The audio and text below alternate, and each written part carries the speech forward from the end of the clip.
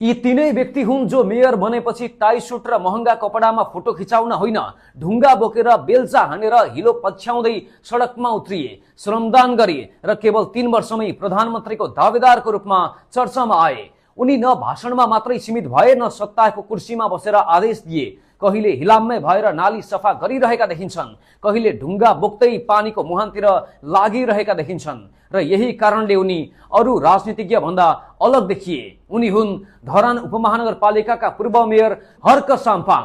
2079 को स्थानीय तह निर्वाचनमा धरानबाट स्वतन्त्र उम्मेदवारको रूपमा धरानका मेयर बनेका उनी अहिले श्रम संस्कृतिको नाममा पार्टी नै खोल्दै प्रधानमन्त्री बन्ने दौडमा छन्। तर हर्क साम्पाङ कुनै सामान्य नेता भने हुँदै होइनन्। उनी हरेक दिन जसो कुनै न कुनै कारणले लाइमलाइटमा आउँछन्। कहिले गाग्री बोकेर सिंहदरबार पुग्छन्, कहिले कर्मचारीसँग चर्को विवाद गर्छन्, कहिले नेताहरूलाई श्रमदानमा बोलाउँछन्, आधा घण्टा बालुवा बोक्नुस् भन्छन्, त कहिले गीत गाएर व्यङ्ग्य गर्छन्। उनका स्टाटस, बोली र ठाडो स्वभाव भाइरल हुन्छ।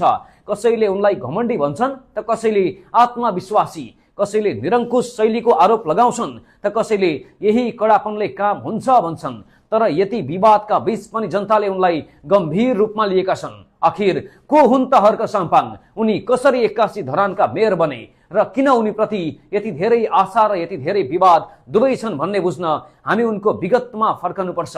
हर्क साम्पाङको जन्म 2039 सालमा खोटाङ जिल्लामा भएको थियो।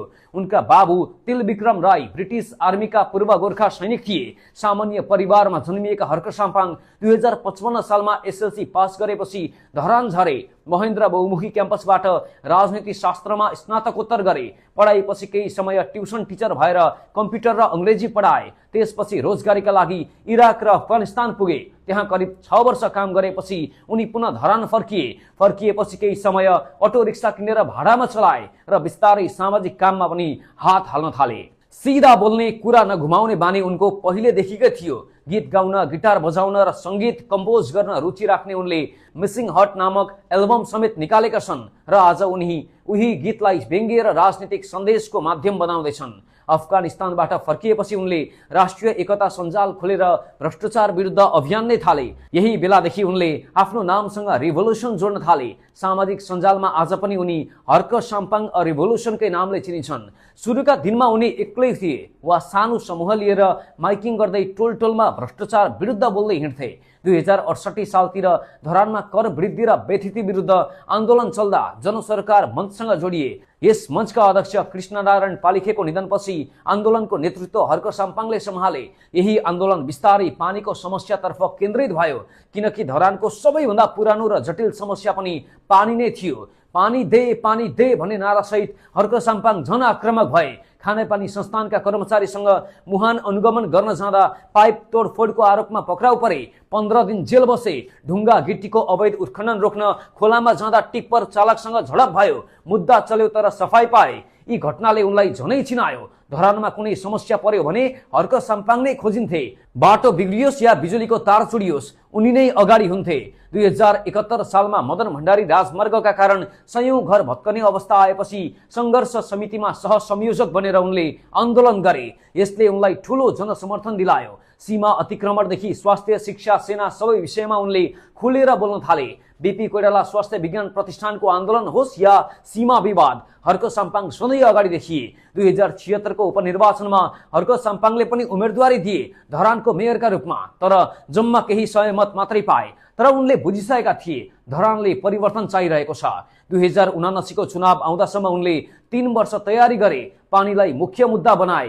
हर्क साम्पाङ एक्लै माइक बोकेर घर घर पुगे। साधारण लुगा, साधारण भेष, तर तीखो प्रश्न, यो धरान कसको हो?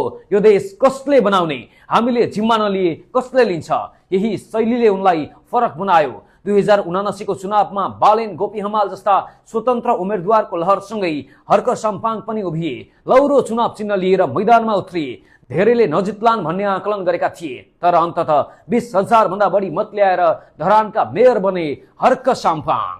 जितेपछि उनको पहिलो प्राथमिकता पानी नै भयो। श्रमदान, ढुङ्गा बोक्ने, नाली सफा गर्ने, 42 किलोमिटर टाढाबाट कोकाहा खोलाबाट पानी ल्याउने क्रममा 98 दिनसम्म श्रमदान गराए। पानी आयो, समस्या पूर्ण रूपमा समाधान भने भएन, तर आशा जाग्यो। संघ सरकारसँग सहयोग माग्न काठमाडौँ पुगे। प्रचण्ड र ओली दुवै प्रधानमन्त्री हुँदा तर टकराव बढिरह्यो।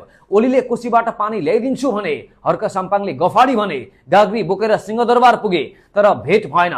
यता कामसँगै विवाद पनि बढ्दै थियो। स्थानीय सरकार लेखिएको बोर्ड विवाद, कार्यपालिका बैठक बहिष्कार, ढुङ्गा गिटी उत्खनन विवाद, उपमेयरसँग झडप, पत्रकारसँग तिक्तता, खोज पत्रकारिता केन्द्रको लेख र त्यसमा उनको आक्रोशित प्रतिक्रिया। उनी एक तरिकाले भनौँ पत्रकारलाई देख्नै सक्दैनन् भनेर आलोचना हुने गरेको छ। नक्कली माओवादी बनेर चन्दा उठाएको आरोप र त्यसमा उनको स्पष्टीकरण। बालेनसँग कहिले दूरी त कहिले नजिकिदो सम्बन्ध। पछिल्लो समय उपमेयरका समर्थकसँग कुटाकुट, यी सबैले हर्क साम्पाङलाई सधैँ विवादको केन्द्रमा राख्यो। तर यति हुँदाहुँदै पनि एउटा कुरा स्पष्ट छ, हर्क साम्पाङ पुराना शैलीका नेता भने हुँदै होइनन्, तर यही ठाडो शैली, यही एकहोरोपन, यही आक्रामकताका कारण कतै उनको कमजोरी पनि बन्न सक्छ कि? आज उनी श्रम संस्कृति पार्टी खोल्दै प्रधानमन्त्री बन्ने सपना देखिरहेका छन्, तर यही भरोसा टिकाइराख्न उनले आफ्नो शैली, संवाद र विवाद व्यवस्थापनमा पनि सन्तुलन राख्नुपर्ने चुनौती छ। किनकि आशा धेरै ठुलो छ र निराशा त्यसकै अनुपातमा खतरनाक हुन सक्छ। यो सामग्री हामीले विभिन्न वेबसाइट र पोर्टलबाट खोजी गरेर निकालेका हौं।